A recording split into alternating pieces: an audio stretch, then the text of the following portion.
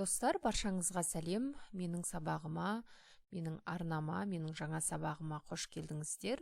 Бүгінгі біздің грамматикалық тақырыбымыз тиіс, міндетті модаль сөздері. Модальные слова тиіс, міндетті. Тиіс, міндетті сөздері орындалуға тиісті іс-әрекетті жеткізу үшін қолданылады. Конструкция тиіс, міндетті, то есть должен, обязан, употребляется для передачи действия, которое должно быть выполнено. Жасалу жолы жетістікке уға, уге, тиіс, міндетті деген сөздерді қосамыз. Бүгін әкімдікте мәжіліс, немесе жиналыс, собрание. Сегодня в акимате собрание. Онда біз кешікпеуге тиіспіз, міндеттіміз. Тогда мы не должны опаздывать. Онда біз кешікпеуге тиіспіз, міндеттіміз. Келесі конструкция. Ол бүгін жолға шығуға тиіс пе? Он сегодня должен выехать? Я шығуға тиіс. Да, должен выехать. Келесі жасалу жолы етістікке уға, уге, тиіс, міндетті плюс жіктік жалғауын қосамыз. То есть жіктік жалғауы это личное окончание. Он должен был вчера сдать отчет. Ол кеше есепті тапсыруға тиіс болатын. Енді ол кеше есепті тапсыруға тиіс болатын. Керекпін, қажетпін, мен керекпін. Мен қажетпін. Сен керексің, сен қажетсің. Сіз керексіз, сіз қажетсіз. Ол керек, ол қажет. Және мына жерде көпше түрін көрсеңіздер болады. Вот здесь можете посмотреть множественное число. Біз таңдауға тиіспіз. Сендер жазуға тиіссіңдер, сіздер кездесуге тиіссіздер, олар жіберуге тиіс. Енді болымсыз түрі отрицательная форма. К глаголу получается етістікке уға, уге тиіс, міндетті емес және жіктік жалғауын жалғаймыз. Мен жұмыстан кейін қалуға міндетті емеспін.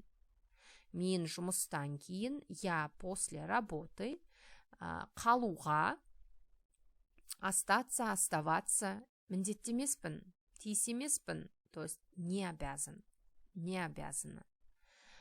Сіздің барлық сұрағыңызға жауап беруге міндетті емеспін. Сіздің барлық сұрағыңызға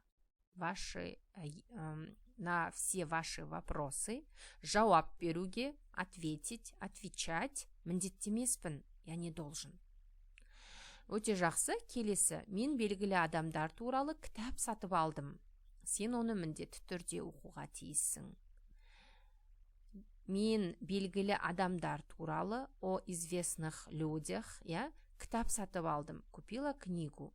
Сен оны, ты ее, получается, книгу, да, міндетті түрде оқуға тиіссің. Ты обязана прочитать эту книгу, получается. Өте жақсы. Енді біз практикум бөліміне келіп жеттік. Уға, уге тиіс, міндетті үлгіні пайдаланып, сөйлемдерді аяқтаңыз. Нужно дополнить предложение, используя образцы. Отбасында ер адам басты тұлға. Отбасында в семье ер адам, мужчина, басты тұлға. Главная личность или главный личность. Сондықтан да жауапты істі ер адам атқаруға міндетті. Сондықтан да, поэтому жауапты істі, ответственность или ответственную работу ер адам, мужчина атқаруға міндетті. Обязан выполнить и так далее. Мен бүгін банкке баруға міндеттімін, немесе көбінесе баруым керек, мен бүгін банкке баруым керек. То есть сегодня мне нужно идти в банк. А если я обязана сегодня идти в банк, онда мен бүгін банкке баруға тиіспін. Қарызды уақытында қайтаруға міндеттісіз. Қарыз – это долг, уақытында, вовремя, қайтару, возвращать міндеттімін, обязан. обязаны, міндеттісіз. Әр қызметкер 90 сайын есеп беруге тиіс. Әр қызметкер, каждый работник или каждый сотрудник 90 сайын ежеквартально есеп беруге, давать отчет, міндетті, обязан. Мына кітаптарды мен кітапханаға бүгін өткізуге тиіспін. Я должна бүгін, сегодня, кітапханаға, в библиотеку, я мына кітаптарды, этих книг я обязана сегодня сдать в библиотеку.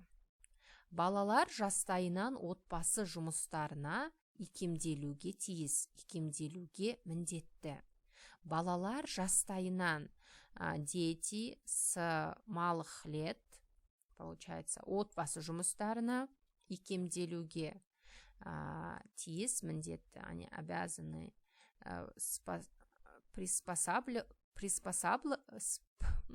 приспосабливать отбасы жұмыстарына к домашним делам. Өте жақсы. Енді екінші тапсырма, уға, уге тиіс үлгіні пайдаланып, сөйлемдерді төмендегі етістіктермен толықтырыңыздар. Қол қою, кездесу, үйрену, қарап шығу. Қол қою, подписать, кездесу, встречать, үйрену, изучать, қарап шығу, посмотреть, қарап шығу. Жарты сағаттан кейін серіктесімізбен кездесуге тиіспін. Жарты сағаттан кейін, через полчаса, серіктесімізбен, серіктес деген это партнер, с партнером кездесуге тиіспін. Я должен встретить через полчаса, встретиться с моим партнером. Келісім-шарт мәтіні дайын. Келісім-шарт это договор, мәтіні, текст дайын, готов дейді. Оған бөлім бастығы не істеу керек? Оған бөлім бастығы, руководитель отдела, не істеу керек? Қол қоюға тиіс. Должен подписывать на договор, получается. Келісім-шартқа бөлім бастығы қол қоюға тиіс. Мен хатты аударған едім. Аудару это перевести, переводить. Хатты аударған едім. Қазір хатты тағы қарап шығуға тиіспін. Сіз көлік жүргізуді үйренуге тиіссіз. Вы должны көлік жүргізу, вождение, водить машину. Бұл сіздің жұмысыңызға керек. Келесі, керек тиіс сөздерін пайдаланып, сұрақтарға жауап беріңіз. Бұл мата не үшін керек? Мата деген не? Мата – это ткань.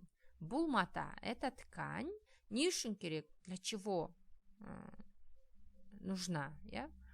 Бұл мата сәнді көйлек тігу үшін керек. Сәнді көйлек, модное платье тігу үшін, чтобы шить модную платью. Тәжірибе жинау үшін не істеу керек? Тәжірибе жинау үшін. Жинау – это набрать, тәжірибе – это опыт, практика. Не істеу керек? Что нужно делать? Что нужно делать, чтобы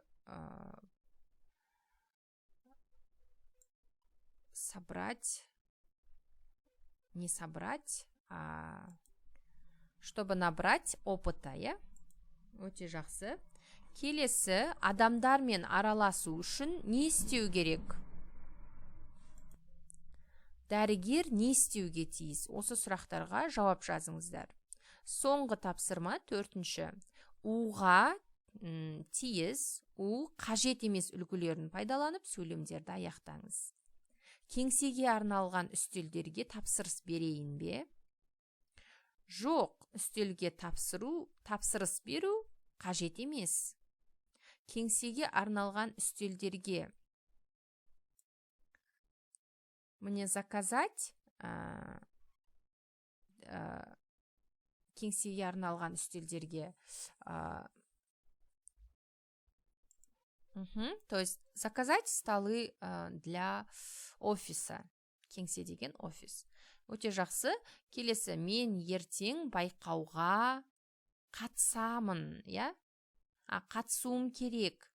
Қатысуға тиіспін. Және келесі диалогтарды аяқтаңыздар. Достар, бүгінге осы біздің грамматикалық тақырыбымыз.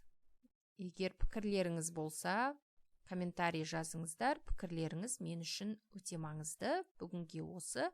Баршаңызға рахмет. Сау болыңыздар.